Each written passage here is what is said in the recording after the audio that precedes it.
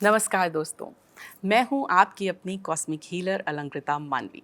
सबसे पहले तो इस पवित्र पावन त्योहार रक्षाबंधन की समस्त देशवासियों को बहुत सारी शुभकामनाएं। जी हाँ दोस्तों, रक्षाबंधन है यानी एक ऐसा रिश्ता जहाँ बहनें अपने भाइयों की लंबी उम्र के लिए, अपने भाइयों की सेहत के लिए, अपने भाइयों की तरक्की के लिए उनके हाथ पे, उनकी कलाई पे रक्षा का ये स्तोत्र बांधती हैं और मनोकामना करती हैं कि उनके भाइयों का भाग्य उदय होता रहे। तो क्या करना चाहिए इस रक्षाबंधन में और क्या नहीं करना चाहिए, कौन सा है शुभ मुहूर्त और क्या हम ऐसा खास करें जिससे भाई बहन का ये अटूट रिश्ता जन्मों जन्मों तक बना रहे और आपके घर में भी शुभता और भाग्य उदय हो जाए, वो मैं आपको अभी इस कार्यक्रम के माध्यम से बताऊंगी। उससे पहले आइए दोस्तों कुछ काम विशेष करते हैं, रोशन गांव गली मोहल्ला और देश करते हैं, गणपति गजानन महाराज जी के चरणों में वंदन करते हुए इस कार्यक्रम का शुभ श्री गणेश करते हैं। सबसे पहले तो बहुत सारे लोगों को ये कन्फ्यूजन है कि रक्षाबंधन 19 को है या फिर 20 अगस्त को। तो आपको बता दूं कि रक्षाबंधन पूर्णिमा वाले दिन, खासकर शुक्ल पक्ष की श्रावण मास की पूर्णिमा को ही मनाया जाता है और अगर हम समय देखें तो 19 तारीख को पूर्णिमा है। जी हाँ दोस्तों, तो आपका ये जो त्योहार है ये 19 तारीख को मनाया जाएगा। लेकिन इस बार रक्षाबंधन में भद्रा लगने वाली है। बहुत सारे लोग कहते हैं ये भद्रा क्या है। जी हाँ, तो आपको बता दूं, भद्रा जो है शनिदेव की बहन थी। तो जब भी किसी कार्य में भद्रा लग जाती है तो उस कार्य में कोई भी शुभ कार्य नहीं करना चाहिए। और ऐसी पौराणिक कथा है कि रावण को उनकी बहन शूर्पणखा ने भद्रा में राखी बांधी थी। उसके बाद से उनका जो है वो अहित होने लगा, उनके जीवन में अशुभ होने लगा और उनका 1 साल के अंदर अंदर काल आ गया। तो उसके बाद से भद्रा में कोई भी शुभ कार्य नहीं होता है। तो अब आप कहेंगे ये भद्रा काल लगेगा कब? तो मैं आपको बताती हूँ, सुबह 5:20 से लेके दोपहर को 1:30 तक भद्रा काल है। तो आपको इस समय तक अपने भाइयों की कलाई में रक्षा स्तोत्र यानी राखी नहीं बांधनी है। यानी कि 1:30 के बाद दोपहर को आप रक्षाबंधन का ये त्योहार मना सकते हैं। शुभ मुहूर्त 1:30 के बाद ही है दोस्तों।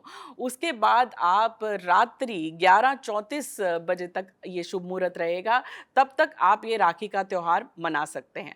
अब बात करते हैं, बहुत सारे लोग हमसे पूछते हैं कि राखी के त्योहार को और भी शुभ कैसे मनाया जाए, आप अपनी राखी को प्राण प्रतिष्ठित कैसे करें। तो जी हाँ दोस्तों, जब आपकी राखी एक प्राण प्रतिष्ठित राखी हो जाती है तो आपके भाई के कलाई पे ये रक्षा स्तोत्र का काम करती है, यानी आपके भाई को हर बुरी भला से बचाती है। तो इसमें प्राण प्रतिष्ठित बहनें कैसे करें, तो मैं आपको बताती हूँ। सुबह आप जल्दी उठकर गंगा जल थोड़ा सा अपने पानी में मिला लें और उससे स्नान करें, पूजा अर्चना करें, अपने घर में घी का दीपक जलाएं और जो भी आप राखी अपने भाई के लिए लाई हैं, अपने भाई की कलाई पे बांधने के लिए जो भी आप राखी या कलावा लाई हैं, उसे आप सबसे पहले गणेश जी को अर्पित कर दें। या जिस भी इष्ट को आप मानते हैं, दुर्गा माँ को, शिव भगवान को, कृष्ण भगवान को, तो अपने इष्ट को उस राखी को अर्पित कर दें और उनके मंत्र का उच्चारण करें। जैसे कि अगर आपने गणपति महाराज जी को राखी अर्पण की है तो ओम गणेशाय नमः का जाप करें और 7 बार ये जाप करने के बाद आप प्रभु से मनोकामना मांगें कि प्रभु मेरे भाई का मंगल हो, हम दोनों का ये जो पवित्र रिश्ता है, पावन रिश्ता है, ये जन्मों जन्मों तक ऐसे ही बना रहे, मेरे भाई की लंबी उम्र हो, भाग्य उदय हो। इस मनोकामना के साथ आप वो जो राखी है उस राखी पे थोड़ा सा गंगा जल अर्पण करें, कुछ अक्षत अर्पण करें और एक हल्दी से उस पर टीका लगा दें। जी हाँ, हल्दी से टीका लगाने के बाद वो राखी जो है वो आपकी एनर्जाइज हो जाएगी और प्रभु से ये भी मनोकामना करें कि प्रभु अपना आशीर्वाद इस राखी में आप दें, ताकि ये राखी जो है अब प्राण प्रतिष्ठित हो जाए और मेरे भाई की कलाई पे एक रक्षा स्तोत्र का ये काम करे। बहुत से लोग ये जानना चाहते हैं कि राखी हम क्यों मनाते हैं। जी हाँ दोस्तों, बहुत सारी पौराणिक कथाएं इससे जुड़ी हुई हैं। कहते हैं कि द्रौपदी जी ने श्री कृष्ण की कलाई पे अपने कपड़े से इसे बांधा था और श्री कृष्ण ने संकल्प लिया था और द्रौपदी को अपनी बहन माना था और कहा था कि तुम जब जब किसी समस्या में होंगी, मैं तुम्हारी समस्या हरने के लिए वहाँ प्रकट हो जाऊँगा। तब से ही राखी का त्योहार मनाया जाता है और ये चलन है कि बहनें जो हैं अपने भाई की कलाई पे इस रक्षा स्तोत्र को बांधती हैं।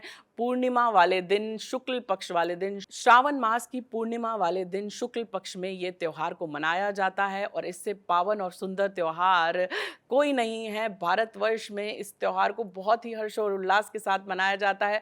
पूरे विश्व में भी जो भारतीय बहनें हैं वो अपने भाइयों की कलाई पे राखी बांधती हैं, दूर होती हैं तो अपने भाइयों को दूर से ही आशीर्वाद देती हैं और भाइयों को भी अपनी बहनों के आशीर्वाद से बहुत ही सफलता मिलती है। जो भी भाई ये कार्यक्रम देख रहे हैं उन्हें भी बता दूं कि आप जितना अपनी बहनों का आशीर्वाद ले सकते हैं लें। अपनी बुआओं का, अपनी माताओं का, अपनी बहनों का आशीर्वाद आप जितना ज़्यादा लेंगे उससे आपके ग्रह दोष भी मिटेंगे, आपके कर्म भी कटेंगे और आपका भाग्य उदय खुद ब खुद होने लगेगा। क्योंकि बहनों का रिश्ता भाइयों के साथ बहुत ही पवित्र और पावन रिश्ता होता है, जहाँ भाई अपने बहनों की रक्षा के लिए कामना करते हैं। बहनें भी अपनी भाइयों की लंबी उम्र और भाग्य उदय के लिए व्रत रखती हैं। जब तक वो अपने भाई की कलाई पे धागा ना बांध लें, रक्षा स्तोत्र ना बांध लें। बहुत सी बहनें जो हैं वो कुछ खाती नहीं हैं, संकल्प लेती हैं कि हम तभी उपवास खोलेंगे जब हम अपने भाइयों को रक्षा स्तोत्र बांध देंगे। दोस्तों, अक्सर बहुत सी बहनें मुझसे पूछती हैं कि रक्षाबंधन में जो पूजा की थाली है उसमें क्या विशेष रखें। तो आपको बता दूं कि कुछ छोटी छोटी चीज़ें हैं जो हम अक्सर भूल जाते हैं। पूजा की थाली में आप जब भाई का तिलक करें तो उसमें हल्दी हल्दी जो है वो शुभता का प्रतीक होती है। हल्दी और अक्षत ज़रूर रखें लाल तिलक के साथ साथ, और अगर उसमें केसर भी मिला दें तो अति उत्तम होगा, क्योंकि केसर भी शुभता और भाग्य उदय का प्रतीक होता है। जब भी वो आप भाई के माथे पे लगाते हैं तो भाई का भाग्य उदय होना निश्चित हो जाता है। तो जब आप पूजा की थाली बनाएं तो पूजा की थाली में तिलक, घी का दीपक, कुछ मिठाई, जी हाँ, अगर पीले रंग की मिठाई है तो अति उत्तम, हरे रंग की मिठाई है तो और भी अच्छा। उसके साथ साथ आप भाई के कलाई में जो कलावा बांधने वाली हैं, राखी बांधने वाली हैं, उसे रखें। इस तरह से आप पूजा की थाली बना सकती हैं। बहुत सारी महिलाएं जब पूजा की थाली बनाती हैं तो उसमें श्री गणेश का चिन्ह आप स्वास्तिक लगाती हैं पहले, और स्वास्तिक पे भी आप कुछ अक्षत, कुछ पैसे रखते हैं और उसके बाद पूजा की थाली को आप सजाते हैं, जिसमें दीपक रखा जाता है, तिलक रखा जाता है, राखी रखी जाती है और भाई को खिलाने के लिए कुछ मिठाई रखी जाती है। तो इस तरह से आप पूजा की थाली को बना सकते हैं। और जब आप भाई का तिलक करें, भाई को रक्षा स्तोत्र पहनाएं, तो प्रभु के मंत्र का उच्चारण 3 बार अवश्य करें। भाई की अगर आप आरती उतार सकते हैं तो अति उत्तम है। भाई का आशीर्वाद लें। अगर भाई आपसे बड़ा है तो उसका आशीर्वाद ज़रूर लें। भाई की आरती अवश्य उतारें और सर को ढककर आप इस शुभ कार्य को करें तो और भी अति उत्तम होगा। बहुत सारे लोग कहते हैं कि सर ढकने की आवश्यकता क्या है दोस्तों। तो सर ढकने की मान्यता, जब भी आप कोई शुभ कार्य करते हैं, मंदिर गुरुद्वारे में जाते हैं तो आप अपने सर को ढक लेते हैं।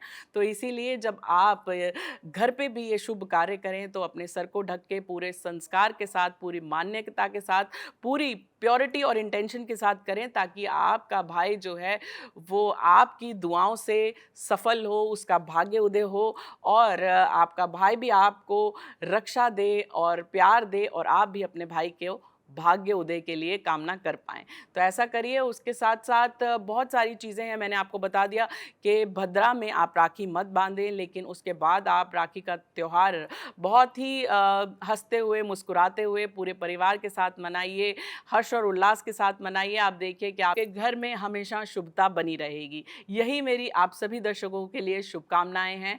नमस्कार। हैप्पी रक्षाबंधन।